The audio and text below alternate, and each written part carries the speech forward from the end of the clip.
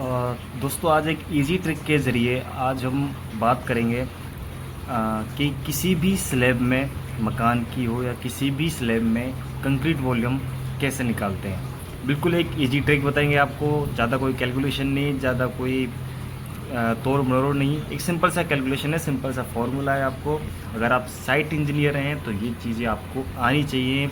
किसी भी टाइम आपको ये चीज़ें पूछी जा सकती हैं या आपके काम आ सकती हैं। आप किसी भी कंस्ट्रक्शन साइट पे काम कर रहे हैं तो आपको कंक्रीट वॉल्यूम जो है वो निकालना आना चाहिए, चाहे वो किसी कॉलम के लिए है, चाहे स्लैब के लिए है या बीम के लिए है। इनफैक्ट कोई भी स्ट्रक्चर हो उसका आपको कंक्रीट वॉल्यूम निकालना आपको आना चाहिए।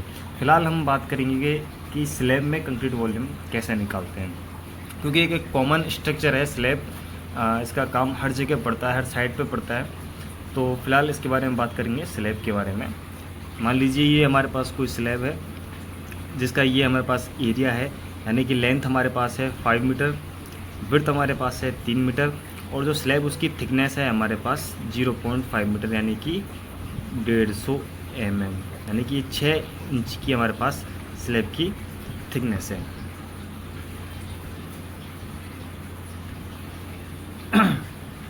ओके, अब इसके बाद ये हमारी सारी वैल्यूज़ आ गई हैं। L 5 metre, width 3 metre, H 0.15 metre.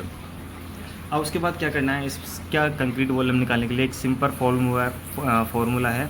वो फार्मूला है हमारे पास volume equal to L into B into H, यानी कि हमें इन तीनों वैल्यूज़ को मल्टीप्लाई करना है आपस में, लेंथ, विड्थ और हाइट। तो हमने इस फॉर्मूले में सारी वैल्यूज़ पुट कर दी है। एल आ गया 5 मीटर, विड्थ आ गई 3 मीटर, और एच यानी थिकनेस हमारे पास आ गई 0.15 मीटर।